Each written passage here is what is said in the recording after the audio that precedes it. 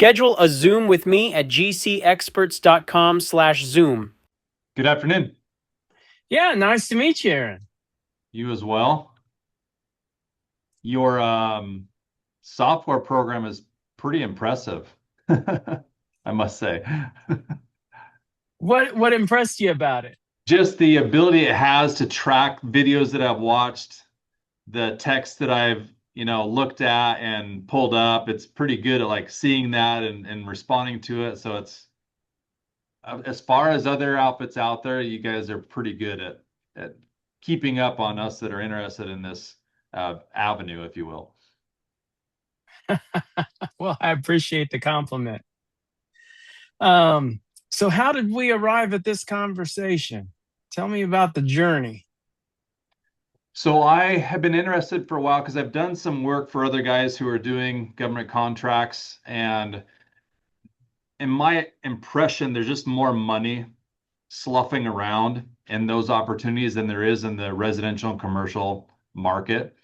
And I've done one project for a builder, just building a shed for a county out here our way, and it was fairly lucrative. It was a good opportunity. Got in and got out, made some good money on it. As far as, other um, profit margins go, it was pretty decent on that one. I've also watched them and how they're able to grow quickly because of the amount of money that flows into those type of contracts.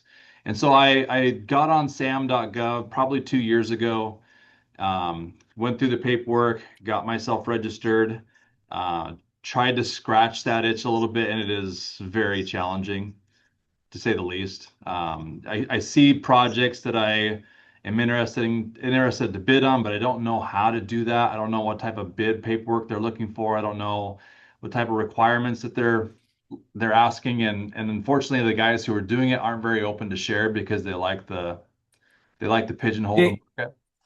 yeah, it's an exclusive club, isn't it? Yeah, it is. Yeah. Yeah, I'm just the guy to peel that back.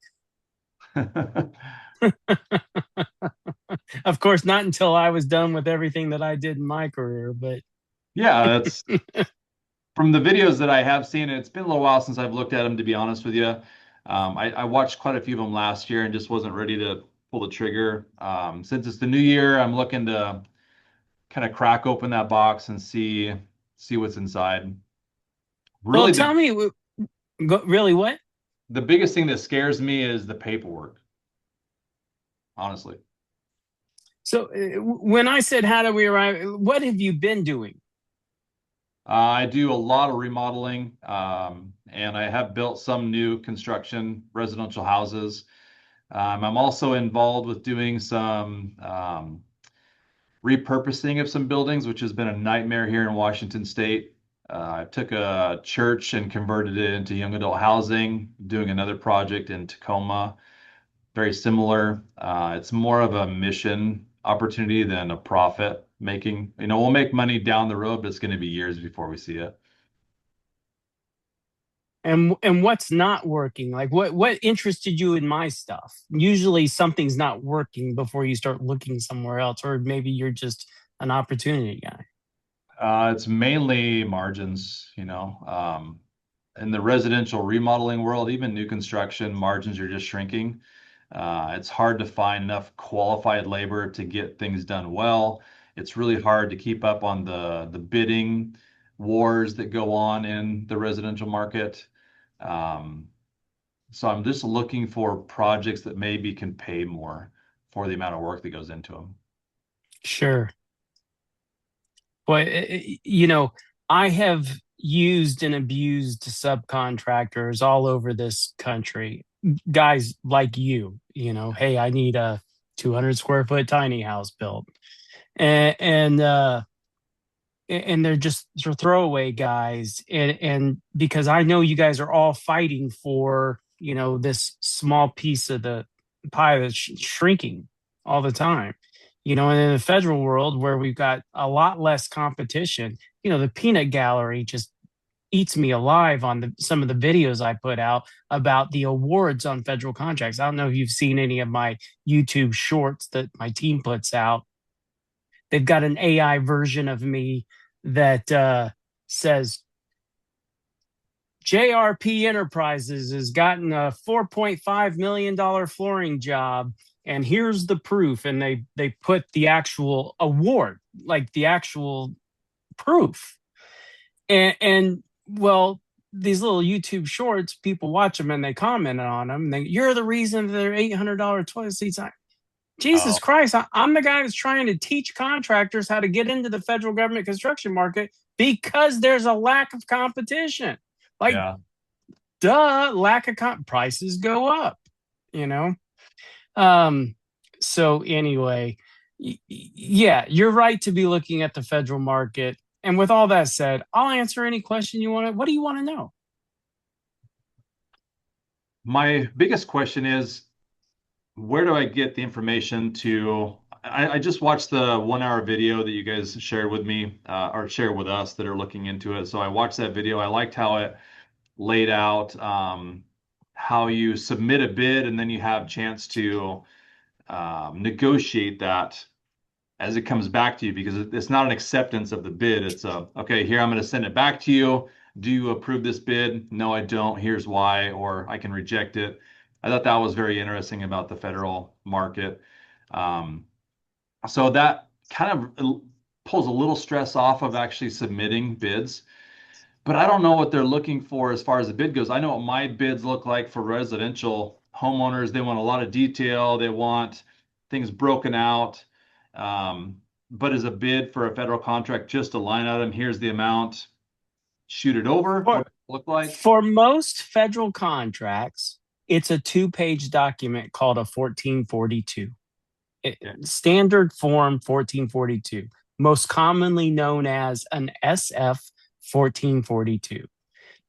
It's the most common bid form that the federal government uses. There are others, but that's the most common. And it's got little boxes that you just fill in the information, such as the date of your offer, your signature, the amount that you want to bid, and then you acknowledge any amendments, and then that's it. You email it into the contracting officer. Now, I just gave you the most simple, Exactly. Yeah. situation, but it gets more complicated from there. But that's as simple as it gets. Okay. And then it sounds like you guys are mainly just the general contractor. You're subbing out to a bunch of people to do the work. There's here in the Northwest Washington, we have a lot of federal work. Oh hell Building, yeah! I've done a all ton of work kinds at of Walla stuff. Walla. Yeah. Yeah, and I'm on the coast side, somewhere by Seattle. I mean, there's hmm shipyards galore out here. There's army bases. There's just a lot out here, and I just wanted to know how to get my foot in the door.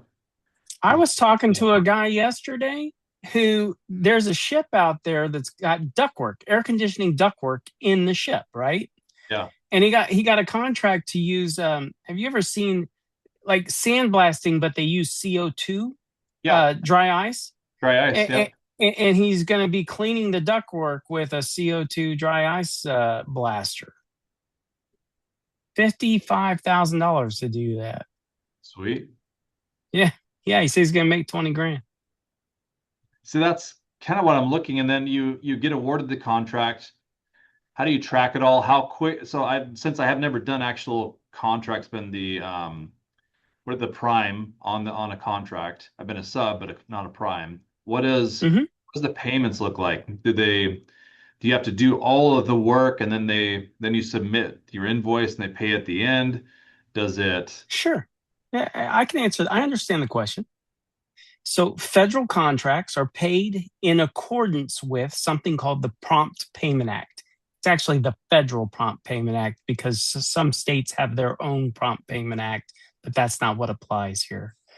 It's called the Federal Prompt Payment Act. But the part that you're looking for is the part that says the contractor, the contractor shall be paid monthly or more often as deemed necessary by the contracting officer on a percentage complete basis.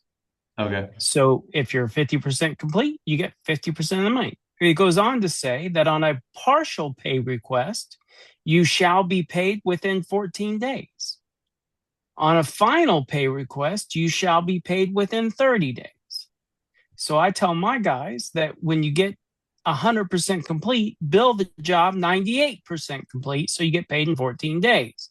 And then the next month, bill the 2% and let them suck on it for 30. Oh, I think I just saw a light bulb go off, Aaron. Yeah, that's smart.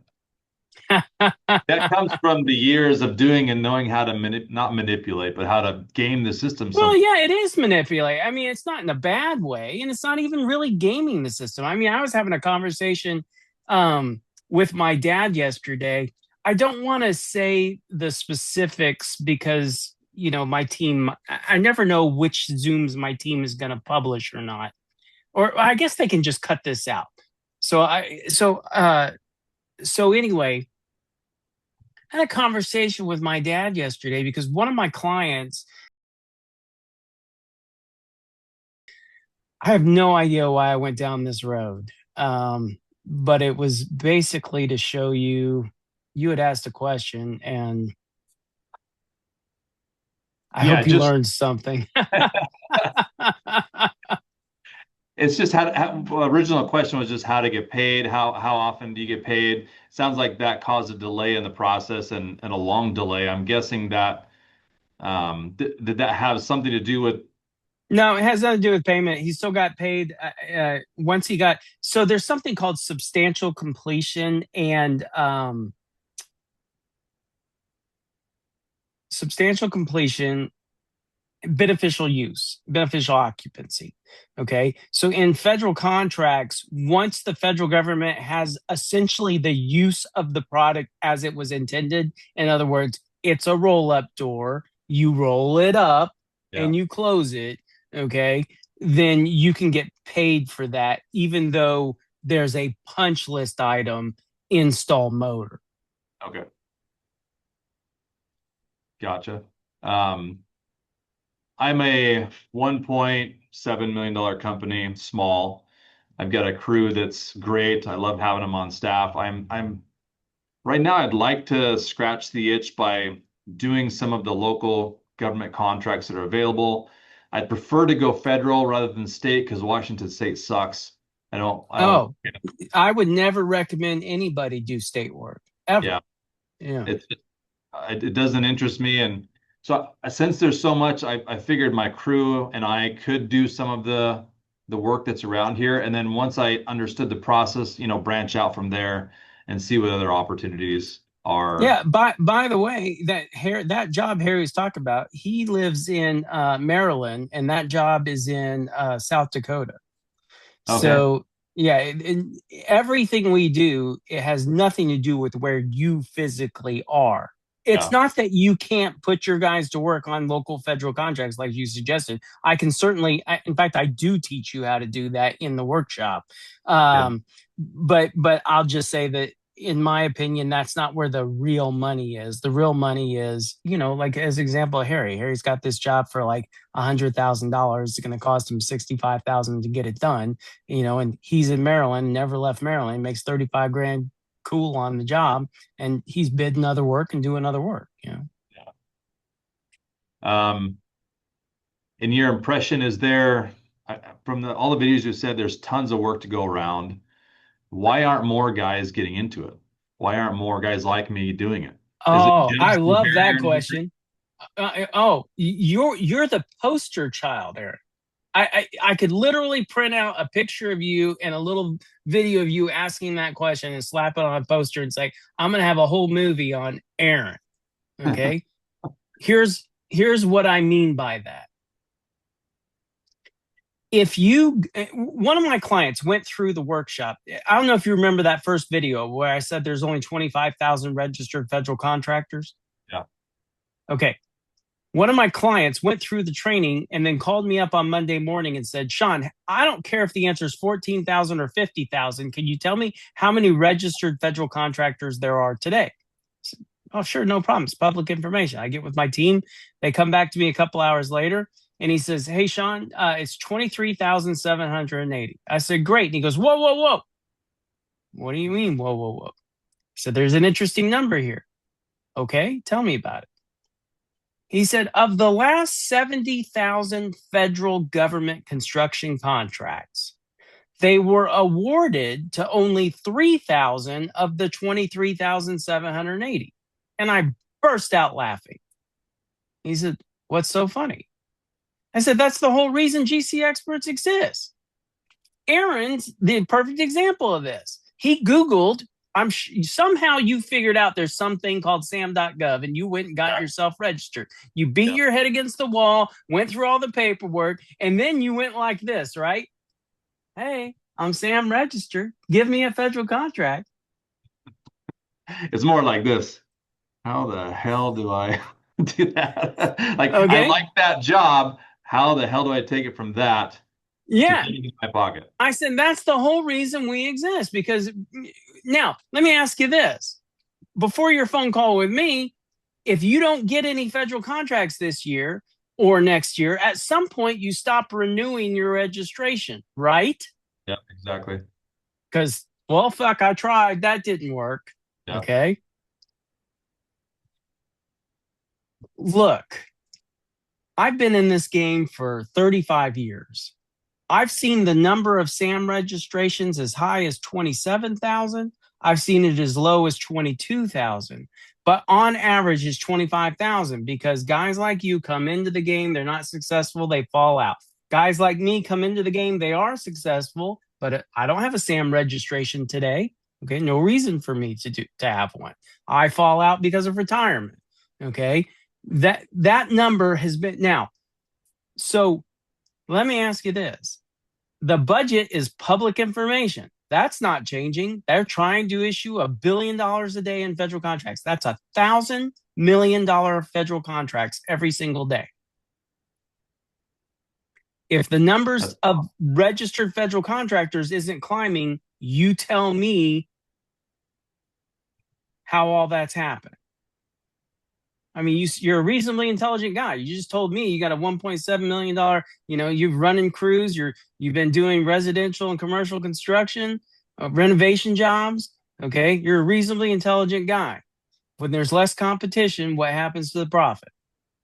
Goes way up. Goes way up. Yeah. That is the singular reason that federal contracts go for so much money.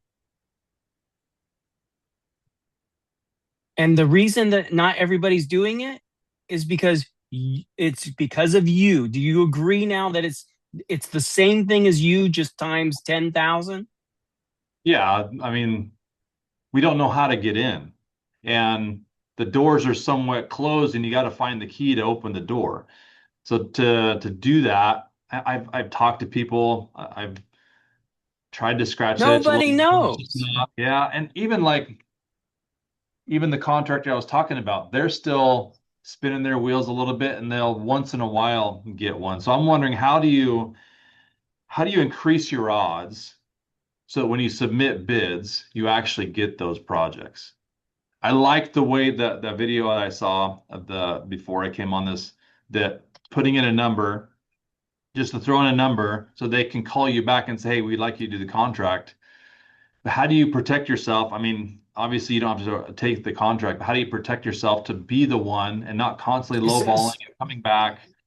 So look, I'm going to ask you a question. Yeah. When you were 10 years old, did you wake up and say, oh my God, I can't wait to be a residential contractor someday? No. It's just good. No. Even at 10 years old, I was working with my dad doing construction, but I was good at it. But you weren't thinking that was what you were going to do when you were an adult. No. Okay. And then at some point, 16, 17, 18 years old, you started figuring out that money buys stuff and you wanted some of that. And somebody in your family or a friend or something said, grab a hammer, kid. We'll pay you dollars if you go out there and bang shit up or something like that. Right. Yeah. Okay. And then, so how much time did you invest and energy did you invest to get where you are, not where you are today, but where you started making, enough money that it was clear that you could make a living at this? Hundreds of hours. Okay. Yeah. Hundreds of hours. Okay. Look, I can't teach you to do this in an hour Zoom call. Okay. Oh, I totally understand. Yeah. I mean, to answer your question, that's why the workshop is 28 hours. It's not 3 hours. Because if it was 3 hours, it would just give you a buzz and then it'd be kind of a buzz kill because you wouldn't really know how to go out there and apply it. The reason it's so long is because we wanted to make sure 100% that when somebody left that workshop, they could go out there and apply those skills to make a dent in the federal market. And that's why it's a 3-day course, not 3 hours. Yeah. So I mean, I know it's a long way around to answer your question, but I'm the kind of guy that likes to hold mirrors up and really make sure people understand why we do the things that we do. It's not that I'm evading the question, it's just I can't answer that in 15 minutes. Your software program that allows you to view the government contracts, remind me the name of that again. Bid tracker. Bid tracker. It's not cheap to have that. Is it feasible for me to go through the program, still use SAM, look at the contracts that are available, get my foot in the door, and then as money is being made, then open more doors up by using bid tracker? Or is that something you recommend? Look, I'm just telling you this, that GCExperts did not exist when I was coming up in this business. We learned everything the hard way. Yeah. Okay. And that's why we did 1,000 federal contracts, $1 billion worth of work for the federal government. At this point, the only reason GCExperts exists is for people to launch, to get launched into the federal, like have the bull by the horns immediately so that you can start generating money immediately. But as opposed to the path that you took, right? Look, you could keep going down this road. You got SAM registered. Hey, you're 5% there, bud. Yeah, exactly. Okay. Yeah. And in 5 years, you might get your first federal. I don't know how long it would take for you to get a federal contract, but you can go out there and learn yourself. You can use sam.gov. Sam.gov. Look, you got to just look me here in the camera and decide for yourself, is this a reasonably intelligent person? Do I come across as a reasonably intelligent person?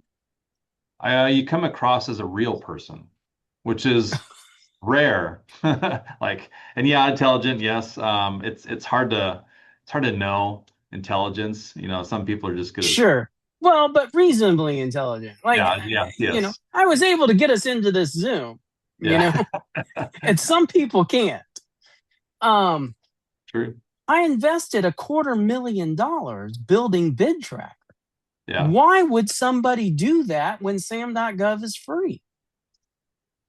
Yeah, because it's so. I'm asking you a question. It's so damn difficult to get through it. It's hard to search. It's hard to view the projects that are on there. Like, I totally get that, and I understand why you built that. Yeah, and when you go into bid tracker, you just click sync. It's like one button. It's like, remember when Amazon, they promised us one click, buy it now. Yeah. And then they had it for a while, and now you got to do 2 clicks or 3 clicks to get through it. Now it's no longer one click, buy it now. But I designed bid tracker where you could just one click sync that thing and then go over, and there it is right in front of you. So it's a huge time saver. Now, it's not that you need bid tracker in order to be successful, but I'll tell you this, the membership program is 3 things. Okay. It's bid tracker, which is the primary cost, okay, because it cost us $25,000 a month to operate that thing. Yep. But the second part is it's me. Just 24/7 phone access with me. You pick up the phone, call me. It's no longer your problem. It's my problem. Which, by the way, was the same conversation I had with Harry yesterday. Harry calls me up and he says, "Hey, I got myself in a pickle." I said, "Well, tell me about it." Okay. "Well, I got a cure notice from the federal government." "You got a show cause letter? When did you get it?" "Yesterday." "Okay." Because I'm concerned that it's day 10, not day 1. Yeah. Okay. "When did you get?" And he was smart enough to pick up the phone and call me because, well, if he called me on day 9, I might tell him it's his problem, not my problem. But he wants to transfer the ownership. And the thing is as I'm telling him what to do in that cure notice, I said, listen, I'm not going to reply to that cure notice until after you've tried option A, B, and C. Go out there and try these things and then come back and then I'll read your cure notice. I hadn't even read it. But I was sitting there at midnight 2 nights ago, sitting in my lazy boy. I don't know, I was watching something on TV or something, cooking that cure notice in my head. I'm like, you know what? I'm going to read that thing. So I pull it up and I read it and I'm like, son of a bitch. Okay. I'm going to smack the CO here. I'm going to smack the CO here. So, okay, get this over into Word. I'm just playing around with the language. Next thing I know, it's 2:00 in the morning. I've written the whole response. I got the whole thing. And that's just the kind of guy I am, because some people like woodworking. Some people watch bullshit on the internet. I don't know. For me, this is the kind of, yeah, that's a great analogy. It's a puzzle. Okay. And so I'm putting it all together and I send it to him. And of course, he wakes up to his phone all blown up with Sean texting him all night with all this shit. And he calls me up and he goes, hey, you didn't say something in your text message. I said, yes, I did. He goes, no, you really didn't. And then all of a sudden, I don't know if you have an iPhone or not, but they have a new feature in iOS 26 or 28 or whatever it is, where if the text messages is too long, it puts it to the right and blows it up in a separate page. Have you come across that? Yeah, no, I haven't seen it. Okay, so it used to be you sent the long text message and it just, a long text message, but now it shortens it to like this and puts a little arrow where you can click the arrow and see the expanded message. And so he thought that I had just given him, some little, I'm like, He stayed no, up bro. all night trying to solve the problem for him. That's interesting. Yeah, but that's just the kind of guy I am. I always say it's your problem until you call me, and then it's my problem, not your problem. Period. I mean, you have to live with the result. Yeah. But I'm going to take it as if it's my problem. Go ahead. What's the cost for the program? $5,000 for the workshop, $700 for the SAM registration, which you don't need, and $600 a month for the membership program, which is not only bid tracker and access to me, but it's also all the tools, templates, and technology, the paperwork, the CQC plans, the EPA environmental protection plans. It's the subcontract agreement, purchase orders, technical proposals. It's all the paperwork that you need to be a federal contractor. Oh, wait a second. Didn't you start this thing by saying I hate paperwork? So it brings me up to my question. So actually 2 questions. One, what's the typical, like some layman like myself going into your program and getting their first contract? How long do most people take to have that fall in their lap? Look, you before I answer this question, I'm going to reiterate what you said. You seem like a real person to me. Okay. And I don't blow smoke up anybody's asses. And I think you've figured that out by now. Okay. Yeah. But this is the part where I have to say some shit that, I almost vomit when it comes out of my mouth, but I have to say it this way. If you had to go into a room of 30 people and teach something for 2 hours, what would you, Aaron, teach? Like, what's something that you know so well you could walk into a room and you could teach it for 2 hours? Granite work and tile work. I know that. Okay, granite work and tile work. Great. So I want you to imagine that I've assembled a room of 30 people who had interest in granite work and tile work. And today's the speaker, Aaron. Aaron walks into the room. Can you imagine getting half an hour into that? And that 5 of the 30 people in the room might be going, oh, yeah, I know that. Of course. Yeah, we do that all the time. Of course, we have that brand tile saw. Of course, we use this type of grout. Of course, we use, oh, yeah. There's going to be 5 know-it-alls in the room. Can you imagine that there would be? Oh, yeah. Definitely. Okay. Maybe more. Maybe more. Can you imagine there'd be 5 guys in the back of the room going, what the fuck is he talking about? I would never get on my hands and knees and do that. I mean, that just doesn't apply. Nothing he's saying is. Can you imagine there'd be 5 people in the back of the room don't have any idea what you're talking about? Naysayers, yeah. Yeah. Okay. Then there'd be 20 people in the room, by and large, the vast majority of them that would go, oh, I hadn't thought about it that way. Oh, I could probably implement that. Like there'd be 20 people in the room that would kind of be learning and kind of following along with what you're saying, right? Yeah. Okay. It's the same way with my stuff. Exactly the same. There's 5 people that gone through my program. They won the first job they ever bid. Okay. The opposite is true. I got 5 people that have gone through my program. They call me up after 6 months and they go, hey, Sean, I haven't won a job yet. To me, those 5 are more interesting than anybody else. Okay. Because Why? what? Yeah. Yeah. Because the first question I always ask is, how many have you bid? I'm sure you can figure out what the answer always is. Oh yeah, none. Or maybe 1, 2. Yeah. I've bid 3, 4, or 5. It's some small number. Okay. And then now you tell me what my reaction is. Why aren't you doing the work? Yeah. Why aren't you getting out there doing the work? That's not the reaction, but you've said it in this conversation. What's their risk for turning in a bid? Oh yeah, 0. Yeah. It's always a reminder of that. For some reason, I don't understand why some people don't get that. But I'm just going to give you one example. Lamart, okay? Lamart is such a great example, and he's an outlier, so it doesn't apply to everybody. But Lamart doesn't know or didn't know anything about construction when he came into my program. And I tried to talk him out of it. And if you watch enough videos, you'll find me talking people out of this, okay? Because I'm never, has anybody tried to sell you anything in this thing? No. Okay. There's And no nobody push ever people. will.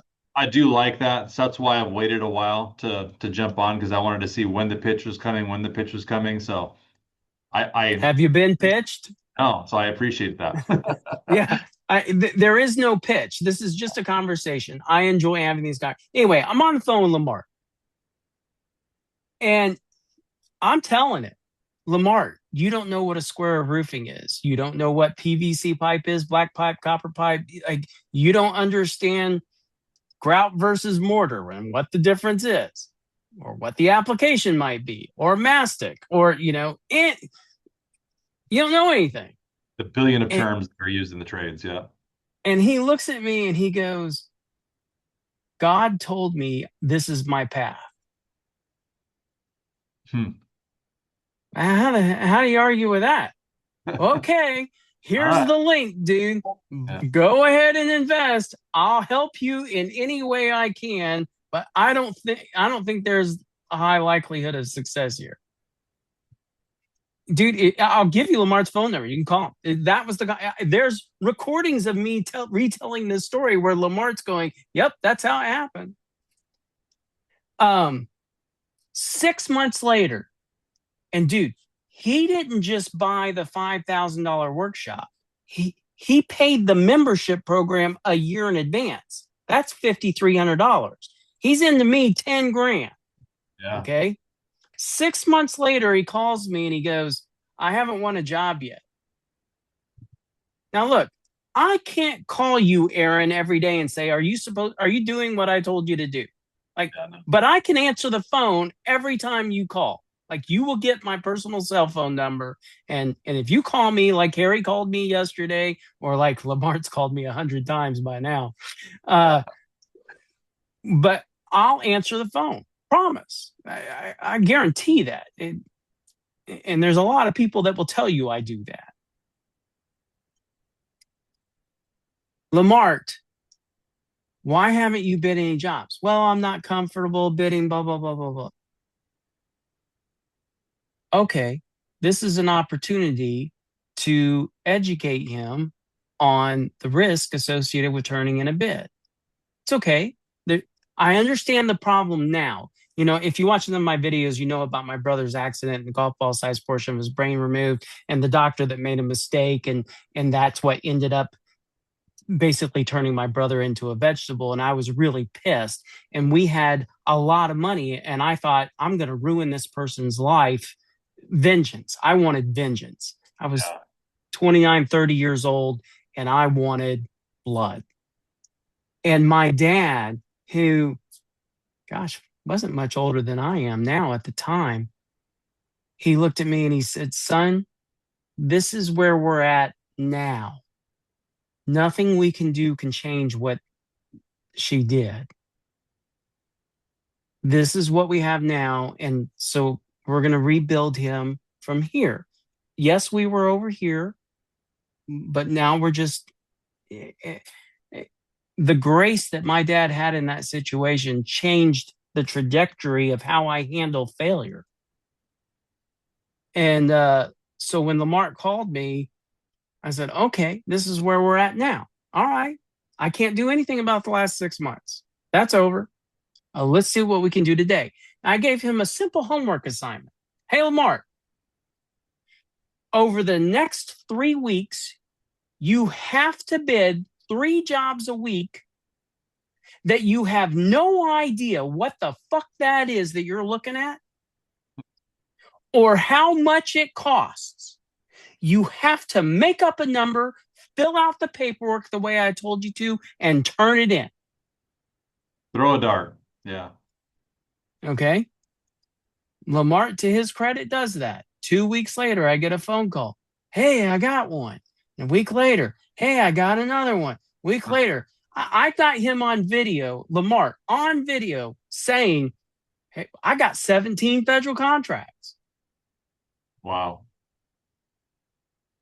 Okay. That's why I find the other ones more interesting, because it's when we fail and how we get back up. You know, it's every movie you ever watched, right? Yeah. Okay. And that's why I get excited about it, because, you know, the hero comes in and saves the day. And, but anyway, That answers the one question. The other question I had is how much staff do I need to do the paperwork required for these contracts? Just okay. Because that's I'm going to teach you how to something do, I'm going to teach you how to do it all. I hear it quite a bit. Those that are doing, I'm like, oh, I got to have 3 or 4 people on staff, and they got to do all this Who are you paperwork. hearing that from? It's a Who is they? contractor on dirt work. So Who? what's it? It's a dirt work outfit that I've done some work for, some residential work for, but he does a lot of government not a lot. He's done a handful of Define government. State. I don't know if he's done whoa. That's right. Okay. Yeah. Look, I don't play in the city, state, and county sandbox. I don't. I never have, never would. Okay. Look, consider me a unicorn. And the reason I say that is because it's extremely rare to come across somebody like me that's done 1,000 federal contracts, $1 billion worth of work, every type of construction that you can imagine. I've done it somewhere over that 35 years. Okay. But the reason it's not that there aren't other people who have done that. That's not what makes me a unicorn. Although I'm extremely rare just because I played in that sandbox as opposed to you. In other words, the 25,000 versus the million. Yeah. I'm sorry? Yeah. That's a big sandbox you were playing in. Yeah. That's right. Okay. But I'm telling people how to do it. That's what puts me in the extremely rare. And by the way, you didn't get a full answer to the question you asked earlier. What are the odds that I win a contract? Typically, okay, if you take that 20 people in the room, not the 5 outliers, it's their first federal contract is in 90 days, typically. Yeah. Okay. But I tell people, and I'm telling you, if you join my program and you don't have a federal contract within the first 90 days, and you've been doing what I told you to do, contact me, give me your list of the bid tracker number, how much you bid. I've got a guy on my team that'll go figure out what it went for. Okay. But after your first 20 bids, I want to see the results. Okay. If you haven't gotten one, then we're going to talk about that. And then I'm going to send you out to bid 20 more. Do you understand? Look, Yeah, I know you understand what I'm getting at here. I do. Okay. And you don't have that in your world. You have to figure that all out yourself, don't you? Yep, I do. Okay. How valuable is it to be able to have that conversation with a guy like me that's already bid? If I won 1,000 federal contracts, how many did I have to bid? That's a good question because I would guess probably 10x. Okay. So you ever met somebody that bid 10,000 jobs before?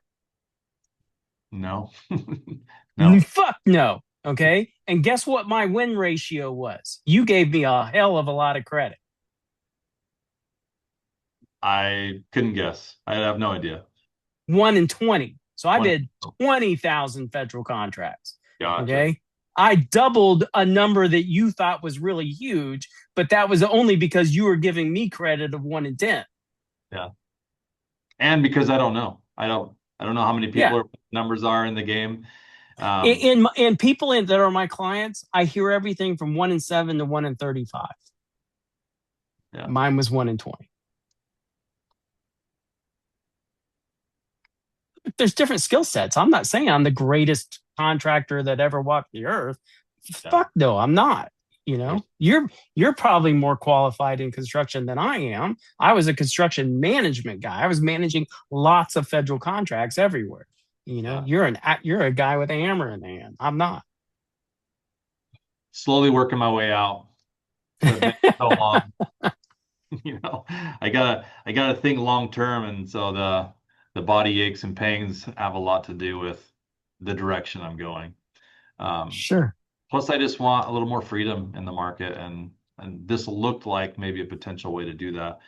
Through your program, it's the 5,000 for the classes, and then after that, there's the sign up for the um, Membership program. membership program. Okay. Hmm. Okay, ready for the pitch? So if you come on down to GCExperts on the corner of 490 and 785, and you get in by the end of January, I can't even do it. Blech, makes me throw up. Yeah. So then tell me how does it go from here? Say I decide to do that. How do I sign up for the class? After this video, do I get some links to do so?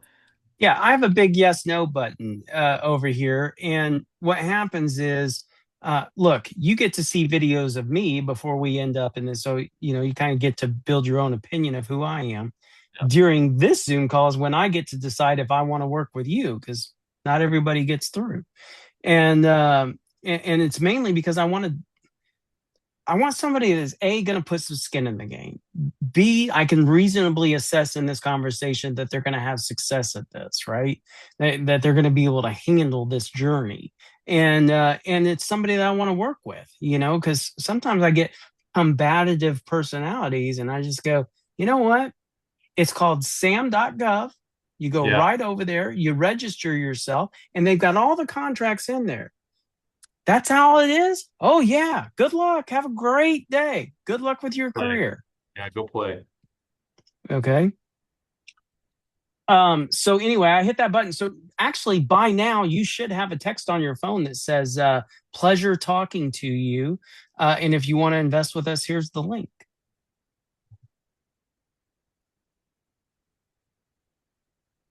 Yep, you're right. Yeah, There. that's because I hit this my keyboard here. How many people are you working with Ever or right now? right now? I think I've gotten 3 phone calls in the past 10 days related to federal contract. I mean, like people in my membership program. Yeah, in the membership program, exactly. How many? That varies between 40 and 60. And I see that update report about every 6 months. And I did see it in January. So that was, I want to say it was 53 people or something. I don't know. I just give my phone number out, when you join the program, and I answer the phone when it rings.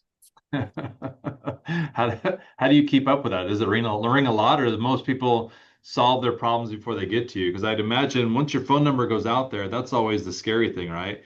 What crazy is going to call me with some stupid question that I don't have time for, or does not have. Not it doesn't happen. Look, I if you're not in my program and you call me, and by the way, Daniel told me he watches all of these things, all of these videos, and so if this one goes public, Daniel, I'm referring to you, and you know who you are. Um, he's called me up 3 times in the last 2 years and asked me really interesting questions. And it happened a few days ago, was like the third phone call. And I said, Daniel, are you in my program? And he said, no.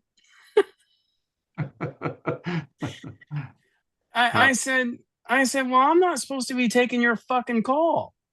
And he goes, listen, I have 6 questions, but I've got one at the top.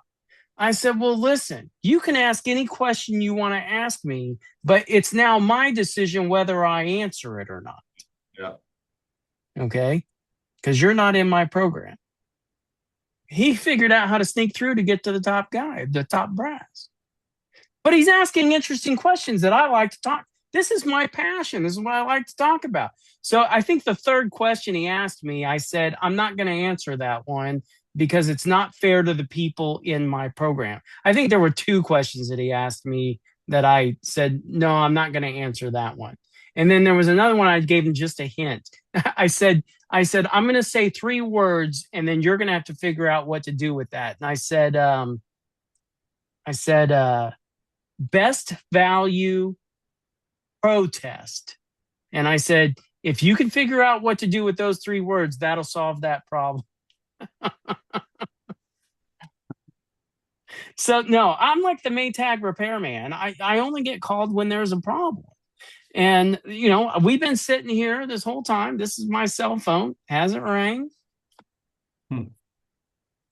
Some people think that I've got thousands of clients. Yeah, I've only taught. I've only taught this to 150 people. Wow. Okay. That's why I said when I hit the yes button on this thing, how many Zooms do you think I've had today? I would have guessed at least a couple. You're the only one I've got. Wow. Okay. Yeah, man. Look, I pay a bunch of people. You know how you've got people that are on your payroll or within your company or some structure, and you said in this conversation, I want to create more work locally for them. Yeah. Yep. Okay. I have a team that I told when we started this thing, I only want to do 2 things for the rest of my life. I want to answer questions and solve problems on federal contracts. It's very interesting. That's why I finally pulled the trigger to chat with you because the market for the federal contracts interests me. I kind of like how would you describe it? Like the direction we're going as a country right now. I don't know if that really matters because like your other video showed, it doesn't really matter because if the economy is going down, they're pumping money into the economy by doing federal contracts. If the market's getting bigger, then we're expanding our operations. Like there's no end in sight to the amount. Just consider Doge for a second. I got when all that was happening, I got so many questions about Doge. I said, I want you to think about something for a second. How many buildings did Doge close? Well, the media said it was 4, but I think it was 10. Yeah, but 10 okay. Out of 960,000 exactly. buildings. Yeah. You telling me Doge had didn't even scratch. Yeah, I know. Yeah, this machine is way bigger than anybody could ever imagine. Yeah. Have you done contracts out of the country? Yes, in the Azores, in Guantanamo Bay. Trying to think of anywhere else. Alaska and Hawaii aren't out of the country, but they're out of the lower 48. So yeah. Oh, no. For some reason, I think we did a job in Bermuda when I was real young, but I don't remember that, so I'm not going to count that. just curiosity, how much work is done outside of the country that we're unaware of, you know? Oh, it's not that you're unaware of it. It's that you're not going to find it in Bid Tracker. And the reason is because why would you go out of the country to do that when you've got all this work here? I mean, Paid vacation. yeah, but to where? I mean, where you gonna go to Germany? Like No, no. to a military base? Like the military base isn't gonna be in downtown Frankfurt. Yeah, true. You know, go on vacation to those places. Yeah. Anyway. Well, I appreciate your time, Sean. Yeah. Anything else I can answer? Because seriously, I got nothing going. I'm gonna order a taco. That's what I'm gonna do this afternoon. It's still only, oh, it's almost 11, I guess here. Now I got to run to other stuff as well, but Okay. I love the chat, appreciate it, and gonna pull my wife in here in a minute. We're gonna chat about what this looks like because I've made a goal to really ramp this up this year because I need to get bigger. I need to get bigger Yeah. quick. This is possibly a way to do it. Well, you don't have to get bigger if you've got higher margins. You can Yeah. do the same amount of dollars. I meant Okay. bigger as in the volume of money coming into the company. Like I'd like to hit 5 in the next couple of years minimum. And so I think this is possibly a way to do that. Oh, for sure. I think even Lamart is doing $5 million in federal contracts. Huh. Yeah. And he don't know shit from Shinola. And he's from the South. It blows my mind. I just don't know how people can get into the construction game like that and make that kind of money without knowing anything. That just Because you don't have to know. I tell people in the workshop, if you give me a 2x6 and ask me to install a header above this door, dude, you ain't going to want to walk underneath it. I'm not a construction. I don't even particularly like construction. Okay. I speak the vocabulary of construction. yeah. Okay. You name the trade, I can tell you all the buzzwords. Okay. But I can tell you the difference between 3,000 and 5,000 PSI concrete, what a cubic yard of concrete is, what number 4 rebar is, or number 2 rebar is, or a slump test, or, you know, emulsifiers, or any other kinds of things that you want to know. I can speak to a concrete guy where it makes it sound like I'm an expert in concrete. Yeah. Okay. And then I get the price, but I'm not out there putting the concrete in place. I don't know jack shit about that. He's going to go do it. How do And you hold your how do I subcontract? what? How do you hold your subcontractors liable? I mean, responsible for making sure that all their paperwork and everything is filled out. How do you do that? How do you make sure that they're doing their job? You're assuming that there is their paperwork. Yes, I am. Okay. Because I know there's, or I don't know, because I'm still trying to learn this, but the government requires on prevailing wage job that there's reports for those prevailing wages, correct? It's called a certified payroll report. Yeah. Okay. And I generally handle those 2 ways. If the guy's competent, like you, I might say, here's the certified payroll report. Here's how you fill it out. Give it to me every Friday. Ta-da. If Yeah. the guy's not qualified like you, but he can still do a good job with the work, hey, give me a date. Can you fill out a daily report every day? And I'll transfer it. I'll send it over for your signature, and I'll just do it for him. Because how long does it take me to fill out a certified payroll report for him? Gotcha. Yeah. Yeah, it's not long. Okay. Yeah. It's not long. So what the hell difference does it make? But yeah, I make sure everybody's aware that it's a wage rate job before going in, particularly with roofers. I want them to feel like I'm on their side. Hey, listen, in the roofing business, typically you're paying your guys by the square. We can't do that on a federal contract. They have to be paid by the hour. But your guys are going to love you because they've never been paid by the hour. Yeah. But you're going to have to charge me more. Are we fully in agreement here? And when somebody says that to you, Aaron, normally someone's trying to take something from you. Yes, yes. Okay. And I'm the guy who's going, I want to make sure you're covered. Did you notice that the drip edge is this? Did you notice that the underlayment is, an ice barrier? Did you know whatever the situation is, I'm making sure he's covered. I'm looking out for him. I just remembered as we were talking about this, one other major question that came up as I've been looking into government contracts, access to the sites to get the access cards to get on site. How difficult is that? And I've heard that they're changing the requirements and making it more difficult to get through the process. What's your understanding of how difficult that is? So, okay, do you have another 5 minutes for this? Because I'm going to cover the whole gamut on that. I do. Okay. Number one, you have a contract. Give me a hypothetical scope of work. Door replacements on Bangor subbase. Oh, man, that's a good one. Okay. Subbase, higher security. Exactly. Okay. All right. Now, you have a contract to replace doors. Yes. Yep. Okay. So the Contract Act says that because you have a contract, you are required to have access to the work area. Okay. They cannot prohibit access to the work area.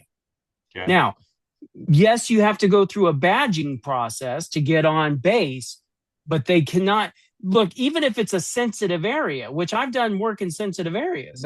I've worked at federal prisons. I've worked at NORAD in Colorado. Okay. Where not only do you have to be badged, but you have to be escorted by an armed MP. One of the funniest stories was they had an alarm go off inside NORAD, and one of the guys that worked for us, he had his head up in something, and the guard says, "I have to leave, and you have to leave with me." And he goes, "I can't leave. We're something. I think it was a 2-part insulation or something like it was like it was going to screw things up if he left right then." Yeah. And the guard looked at him and said, "Well, I have to go, and if you don't come with me, I have to shoot you before I go." That's great. That's nuts. So look, yeah, you have to go through a badging process, and that might take an hour, but it's not something every day. It's not you once you get your badge, now you're just walking in through the process. As an example, NORAD, it takes I want to say 15 minutes to get through the gate process in, and 15 minutes to get through the gate process out at NORAD. And so that's part of your cost of doing the job. And you're going to tell your subcontractor, the door guy, hey, particularly in prison, hey, it might take you an hour to get into the job site and an hour to get out of the job site with your tools. So I need you to incorporate that into because it was certainly incorporated into mine. But now the reason I told you this is going to be a 5-minute conversation. This is my favorite story on this topic. It happened to Mike Brassberger at Minot, South Dakota. And if you've ever done work in Minot, South Dakota, I'm not talking to you, I'm talking to whoever sees this in the future, you're going to know this is true. So Mike gets a contract at Minot. Well, then he gets a pre-construction conference, goes to the pre-con. They're talking about the work. Okay, you're going to come out here and do the concrete work, and this is your inspector, and this is who you're going to talk to get access to the site, and this is everything's hunky dory. This is how much the contract is. Blah blah blah blah blah blah. Okay, it's nice talking to you. Nice meeting with you. Bye. And Mike starts walking towards the door, and just as he's about to grab the door handle, the contracting officer goes, "Oh, hey, hold on, Mike. I got one more question." Mike turns around and goes, "What's that?" He says, if you get stopped by base security, how much are you guys going to charge per hour to be delayed? Is that the oddest goddamn question? Yeah. Maybe it happens a lot there. And Mike turns around and he's thinking they must be asking that for a reason, right? Yeah. So he does some paper napkin math and he says, about $500 an hour. And they go, okay, thank you. Hey, it was nice meeting you, Mike. And Mike leaves. His guys go up there to go do the concrete work at Minot, South Dakota. On-base security has permission to pull over any car or truck at any time and literally tear it apart to nuts and bolts. They do have to put it back together, but they're allowed to harass anybody anytime. And here's what happens. If you bid a $200,000 renovation at Minot Air Force Base, okay, and you go up there and you lose 4 hours a day of the work, did you put that in your bid to lose that much time? No, To nobody. do? Yeah. Okay. So there's something in federal government construction. I know because my dad and I have done this 14 times. You can sue the federal government. See, normally out there in the real world, you can't sue the federal government, but there's something called the Armed Services Board of Contract Appeals. Okay. You can Google that shit and you can Google my dad and my name in the Armed Services Board of Contract Appeals and you'll find it because it's the only court that at least we know of. Now, understand, I'm not an attorney. My dad's not an attorney. It's the only court in the land where you can sue the federal government. You don't need an attorney. You, Aaron, can just sue the fucking federal government and go stand in front of a federal judge. And there will be 14 federal government attorneys on the other side fighting against you. Crazy. Yeah. Okay. That's not intimidating at all. What's that? That's not intimidating at all. That's very Well, intimidating. Yeah. when you've done what my dad and I have done, we can't be intimidated. But I can understand how a normal person would think that's intimidating. But anyway, so this has all been argued before. So now instead, because what happened was some dude got slowed down, lost a bunch of money on a job at Minot, turned around, sued the federal government for the delays and won. So now they're preemptively asking. The whole reason I'm telling you this is because I didn't know any of this. I mean, I've known about delays on federal projects. I didn't know what was happening at Minot. And I'm up at Mike Brassberger's office one day, and he's signing a modification. And I said, what's that? And he goes, oh, just this mod I got up at Minot. And I look at it.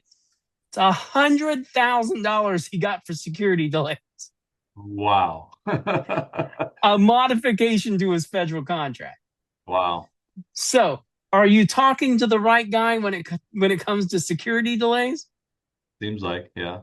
That's So if you ever have a problem, just pick up the phone and call me. I'll move you to the next step, I promise.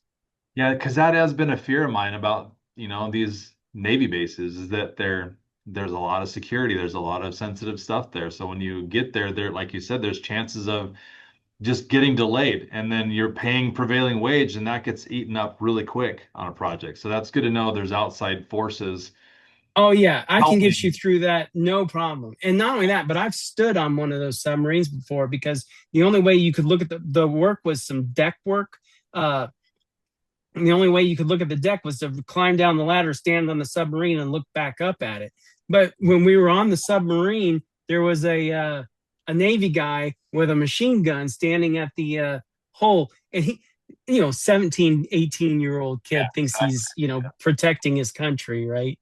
And he definitely, if you cannot step down in this hole, if you do, I will shoot you. Lethal force, I think is what he said. But yeah, all that shit is for real. I mean, I'm here to testify. I've seen, the federal government does take all that stuff seriously. Yeah. For good reason. Yeah. All right. Thank you. Yeah, you bet, Aaron. Probably more than you thought you'd be chewing on today, but No, I like more information to chew on. That helps me make better informed decisions. So yeah. Thanks, Sean. If you invest today, I'll discount it $1.99. That's awesome. That's a pitch, man. Have a good one. You too. Bye-bye.